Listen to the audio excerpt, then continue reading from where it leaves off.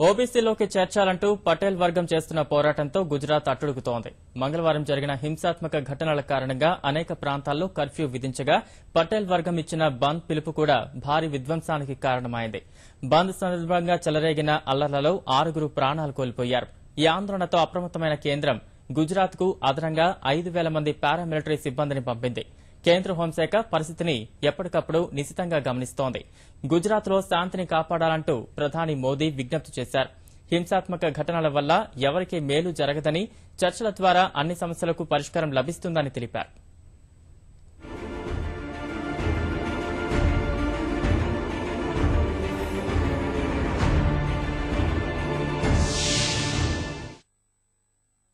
గుజరాత్ లో పటేల్ కులానికి ఇతర వెనుకబడిన వర్గాల్లో స్థానం కల్పించాలనే డిమాండ్ తారాస్థాయికి చేరింది. తమ బలాన్ని ప్రదర్శించేందుకు మంగళవారం రాష్ట్ర వ్యాప్తంగా భారీ సభలు నిర్వహించిన పటేల్ వర్గం ఇవాళ బంద్ పాటిస్తోంది. తమ డిమాండ్లు నెరవేర్చాలంటూ పటీదార్ అనామత్ ఆందోళన సమితి కన్వీనర్ 22 ఏళ్ల హార్దిక్ పటేల్ మంగళవారం నిరాహార దీక్షకు దిగినందున పోలీసుల తన అదుపులోకి తీసుకోవడం ఉద్రిక్తతలకు దారితీసింది. రాష్ట్ర వ్యాప్తంగా అనేక ప్రాంతాల్లో హింస ప్రజ్వరిల్లింది.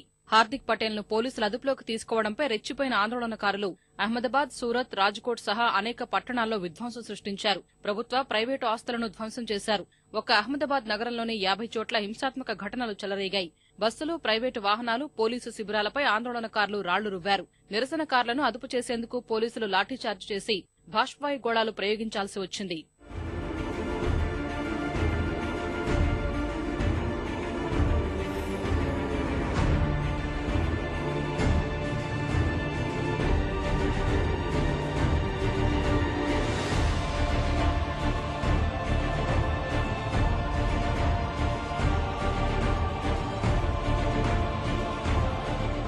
సూరత్ లో పటేల్ వర్గానికి చెందిన వందలాది మంది రహదారులపైకి చేరుకుని రాళ్ల వర్షం కురిపించారు.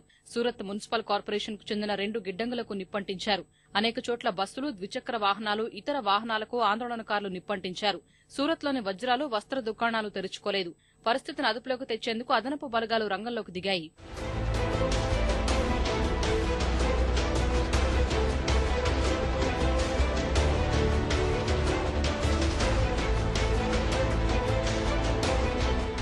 గుజరాత్ వ్యాప్తంగా అనేక చోట్ల కర్ఫ్యూ కొనసాగుతోంది. బంద్ కారణంగా జనజీవనం స్తంభించింది. వ్యాపార, విద్యా సంస్థలు, ప్రభుత్వ కార్యాలయాలు, బ్యాంకులు తెరుచుకోలేదు. రహదారులన్నీ నిర్మానుష్యంగా కనిపిస్తున్నాయి. అహ్మదాబాద్ సహా సూరత్, మెహసేనా, రాజ్కోట్, జామ్నగర్, పాటన్ నగరాల్లో కర్ఫ్యూ విధించారు. అగ్నికి ఆహుతైన వాహనాలు, దుకాణాలు, విరిగిపడ్డ అద్దాలు గుజరాత్ లో చోటు చేసుకున్న భారీ హింసకు సాక్ష్యాలుగా నిలుస్తున్నాయి.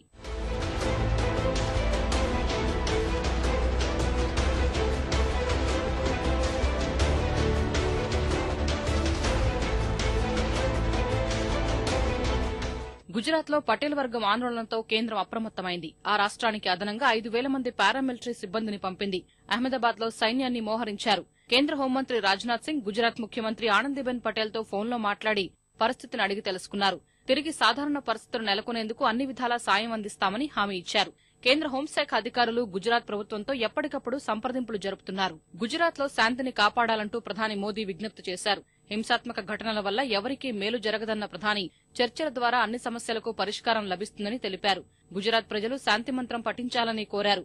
ప్రతి ఒక్కరూ ప్రజాస్వామ్య విలువలను గౌరవించాలని పిలుపునిచ్చారు.